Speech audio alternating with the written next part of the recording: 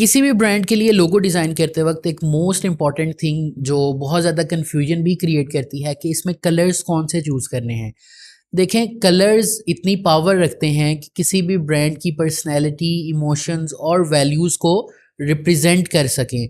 तो right colours का choose करना बहुत ज़्यादा ज़रूरी है ताकि हम वो चीज़ एग्जैक्टली शो कर सकें जो क्लाइंट हमसे लोगो डिज़ाइन के थ्रू शो करना चाहता था। तो आज की इस वीडियो के अंदर मैं कुछ टिप्स दूंगा आपको जिनको फॉलो करके नेक्स्ट टाइम जब भी आप कोई लोगो डिज़ाइन करोगे तो कलर्स चूज़ करने में आपको इतनी ज़्यादा मुश्किल नहीं होगी। तो without wasting any further time आइए स्टार्ट करते हैं। टू बी वेरी ऑनेस्ट, आप गूगल को एक्सप्लोर कर लो, आप यूट्यूब देख लो, कोई भी हार्ड एंड फास्ट रूल्स नहीं है लोगो डिज़ाइन के कलर्स चूज़ करने में। सम टाइम ऐसा होता है कि हम रूल्स को फॉलो करके क्लाइंट को लोगो डिज़ाइन डिलीवर कर रहे होते हैं, लेकिन क्लाइंट कहता है कि इसके बिल्कुल ऑपोजिट कलर्स चूज़ कर दो, और हमें वैसा करना भी पड़ता है क्योंकि client is the boss. Client जो कह रहा है वो ठीक ही कह रहा है। आप फोर्सफुली उसको वो चीज़ डिलीवर नहीं कर सकते जो आप चाहते हो, बल्कि आपको वही चीज़ डिलीवर करनी होती है जो वो चाहता है। लेट्स से रेड कलर जब आप चूज़ कर रहे होते हो तो वहाँ पे आप एनर्जी, पैशन और एक्साइटमेंट, इवन जहाँ पे आपने एग्रेसिवनेस शो करनी हो वहाँ पे आप रेड कलर यूज़ कर रहे हो। तो जहाँ पे आपने ट्रस्ट का एलिमेंट शो करना हो या कामनेस शो करनी हो वहाँ पे आप ब्लू कलर यूज़ कर लेते हो।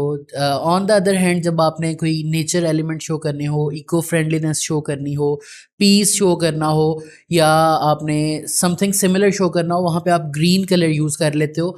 तो देखो, कोई हार्ड एंड फास्ट रूल्स नहीं है, ये 3 कलर्स मेन है जिनको आप यूज़ कर सकते हो। On the other hand colours choose करने के लिए आपको कुछ चीज़ें हैं उनका पता होना बहुत ज़रूरी है। इसमें सबसे पहले आता है कि आपके ब्रांड की वैल्यूज़ और पर्सनैलिटी क्या है। देखो, जब आप अपने ब्रांड को अच्छे से समझ लोगे ना, आपके क्लाइंट का जो ब्रांड है उसको अच्छे से समझ लोगे, उसकी वैल्यूज़ क्या है, उसकी पर्सनैलिटी क्या है, वो क्या चीज़ शो करना चाह रहा है अपने लोगो डिज़ाइन के थ्रू, तो आपको कलर्स चूज़ करने में बहुत ज़्यादा आसानी होगी। तो क्लाइंट से जब आप मीटिंग कर रहे होते हो या क्लाइंट से रिक्वायरमेंट ले रहे होते हो लोगो डिज़ाइन करने से पहले, तो क्लाइंट से आप इस चीज़ के बारे में पूछ सकते हो कि आपके ब्रांड की वैल्यूज़ क्या हैं, या आप एक इन जनरल क्या पर्सनैलिटी शो करना चाह रहे हो अपने ब्रांड के थ्रू। तो जो लोगो डिज़ाइन करोगे उसके अंदर सिमिलर आप कलर्स फिर चूज़ कर सकते हो। नंबर 2 पे आता है कि आपकी टारगेटेड ऑडियंस क्या है। अच्छा, टारगेटेड ऑडियंस क्यों मैटर करती है? अब फॉर एग्जांपल क्लाइंट का जो ब्रांड है वो किड्स रेलेवेंट है और आप वहाँ पे कोई पेस्टल कलर्स यूज़ कर दो। पेस्टल कलर्स बेसिकली किड्स के लिए बहुत ज़्यादा बोरिंग कलर्स होते हैं। किड्स के लिए कौन से कलर यूज़ होंगे? बहुत ज़्यादा sharp colours, sharp red, sharp orange, sharp purple colour. तो इस तरह के कलर्स वहाँ पे आप यूज़ करोगे। सिमिलरली कोई एल्डर्स के लिए ब्रांड है, वहाँ पे आप बहुत ज़्यादा शार्प कलर यूज़ कर दो तो वो भी नहीं ठीक, वहाँ पे आपको पेस्टल कलर यूज़ करने हैं। तो टारगेटेड ऑडियंस का पता होना बहुत ज़्यादा ज़रूरी है, और टारगेटेड ऑडियंस के जो इमोशंस हैं उनकी क्या वैल्यू है उनका पता होना बहुत ज़्यादा ज़रूरी है। उसके बाद आता है आपके कंपेटिटर्स। देखो, आपका जो कंपेटिटर होता है वो आपका टीचर होता है। मेरी एक सिंपल सा लाइफ में रूल है कि जो भी आपका कंपेटिटर है आप उससे बहुत ज़्यादा सीखते हो, आप उससे ही सीख के इवॉल्व करते हो।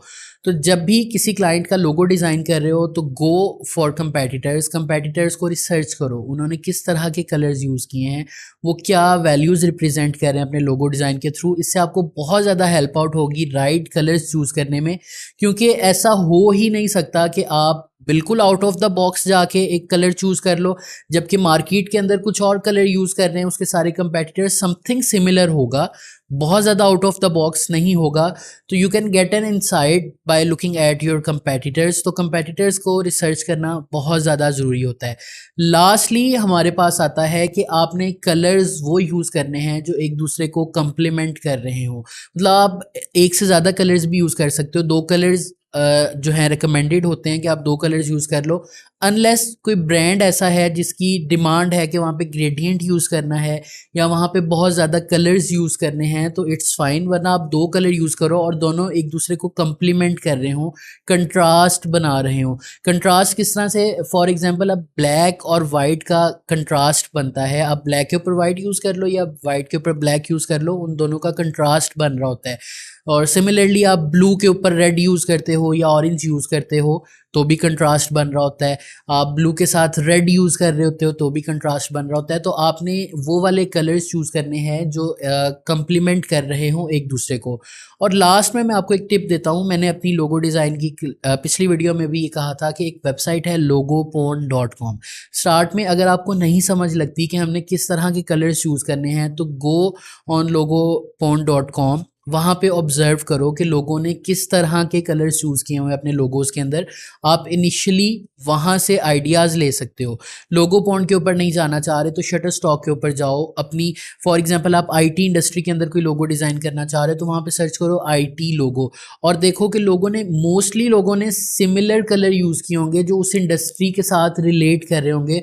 तो you will get an idea कि किस तरह का लोगो कलर मैंने चूज़ करना है यहाँ पे।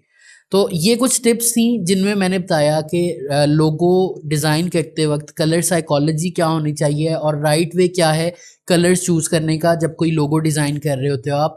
तो अगर आपको ये वीडियो पसंद आई तो दूसरों के साथ शेयर लाजमी कीजिएगा। मैं आपसे मिलूँगा नेक्स्ट वीडियो में, तब तक के लिए अल्लाह हाफिज़।